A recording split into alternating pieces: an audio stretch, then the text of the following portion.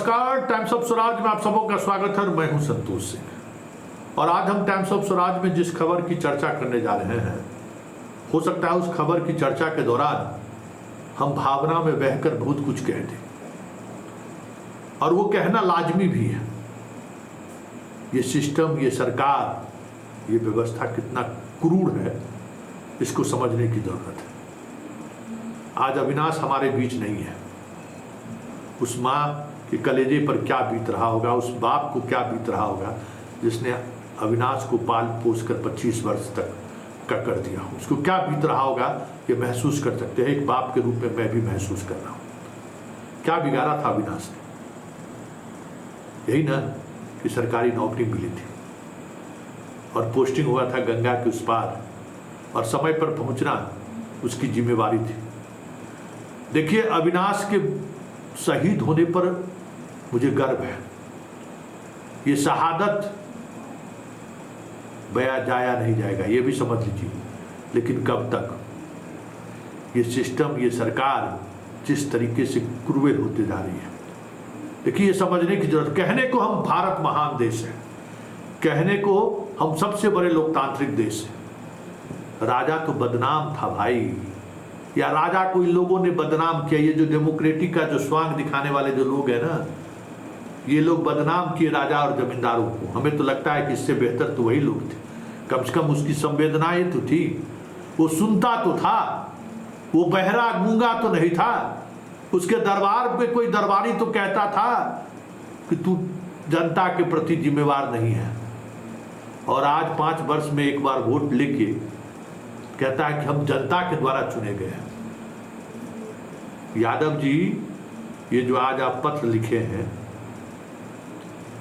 आज महीनों से खबर चला रहे हैं ना कि किस तरीके से जान जोखिम में डालकर महिला शिक्षक, पुरुष शिक्षक ड्यूटी करने जा रहे हैं। कितने बार वीडियो दिखाए होंगे, कितने बार वीडियो दिखाए होंगे। क्या हम लोग ये वीडियो दिखा के जो है सो क्या कहना चाहते थे? अरे आप तक संदेश पहुंचाना चाहते थे कि कभी भी किसी भी समय बड़ी दुर्घटना हो सकती है। आज अविनाश शहीद हो गया तो आज अब पत्र आपका जारी हो गया। बैद्यनाथ जी, आपकी वो हैसियत नहीं है कि आपके पत्र का कोई जिला अधिकारी नोटिस ले ले। सिद्धार्थ को कहिए पत्र जारी करने के लिए, सिद्धार्थ को, और वो चीफ सेक्रेटरी को से आग्रह करके सभी डीएम को ये पत्र जारी कीजिए। आपकी क्या विसात है तो आप डीएम को पत्र लिखें? आपके पत्र को डीएम नोटिस लेगा। यहाँ डीएम सीएम की बात को तो नजरअंदाज करने में देर नहीं लगता है। सीएम इधर गए नहीं और अपना रास्ता नाप देता है। चीफ सेक्रेटरी को कहिए, या एस सिद्धार्थ मुख्यमंत्री के सचिव भी हैं, उनके पत्र का मतलब होगा, उनके पत्र का प्रभाव पड़ेगा। अब आप उस इलाके में जो है सो अब इस तरीके की तैयारी की बात कर रहे हैं। हम तो आपदा प्रबंधन के प्रधान सचिव से भी कहेंगे कि इसके लिए हम लोग खबर चलाते हैं। मीडिया का काम क्या है? आपको तक सूचना पहुंचाना, आपको बताना कि हो क्या रहा है। आज से दिखा रहे हैं, कितने बार खबरें चलाए कि किस तरीके से महिला शिक्षक इतना बार पानी में, कमर भर पानी में पार करके स्कूल जा रहा है। क्या हम उनका नौका विहार दिखा रहे थे कि वो खेल कूद कर रहे थे? दिखा रहे थे ना। आज अविनाश शहीद हो गया तो चले अब आंसू बहाने, आदेश निर्गत करने चले। एक बाप, एक माँ जो अपने बेटा को खोया है, किसी की जिम्मेवारी तो तय होनी चाहिए ना। वो ड्यूटी पर था, अपना कर्तव्य निर्वाहन करने जा रहा था। हम उसके कर्तव्य निर्वाहन पर हम सवाल खड़ा नहीं करेंगे। और जो टीचर अगर ये कह रहे हैं कि ये सही नहीं हुआ, वो हम उसके साथ भी नहीं है। वो बुजदिली है। आप सरकारी नौकरी की है या किसी भी तरह की नौकरी आपने की है तो आपकी ये जिम्मेवारी है कि चाहे वो सियाचिन का बॉर्डर हो, चाहे वो राजस्थान का रेगिस्तान हो, या फिर गंगा का दियारा हो, आप उस समय पर ड्यूटी पर पहुंचना होगा। ये दिखा के आप इससे बच नहीं सकते हैं। कुछ कायर लोग का मैसेज पढ़ रहे थे, हमें भी मैसेज कर, ये कायरता है कि अब आंख खुला। ये कायरता है। ड्यूटी से भागने की कोशिश मत करिए।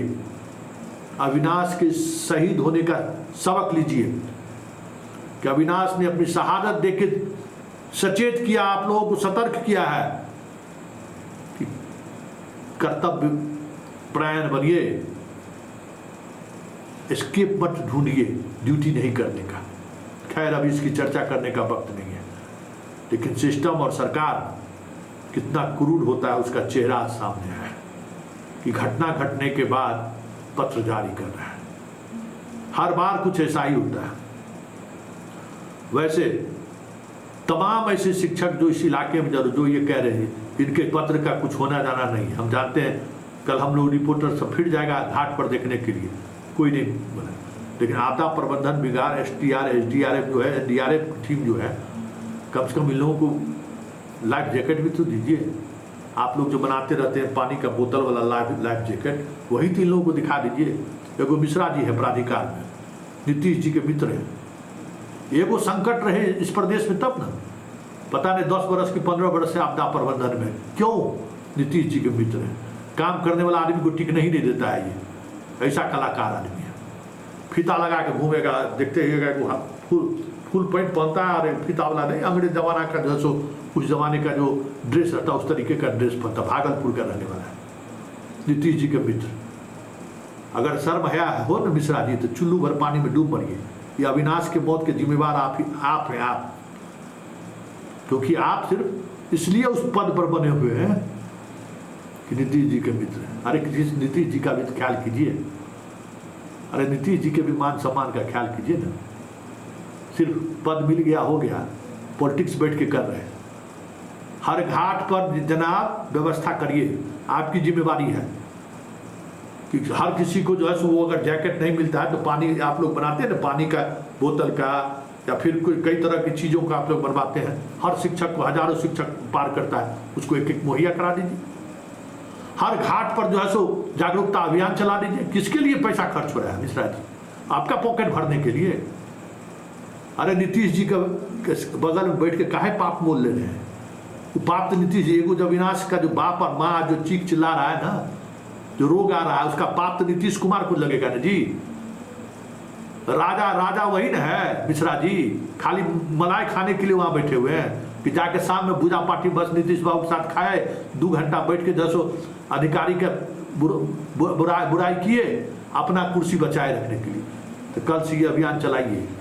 ये जो एक बिहार का भविष्य, एक युवा जो ये शहादत हुआ है ना, इस शहादत का पश्चाताप कीजिए और सभी घाटों पर आप जारी कीजिए।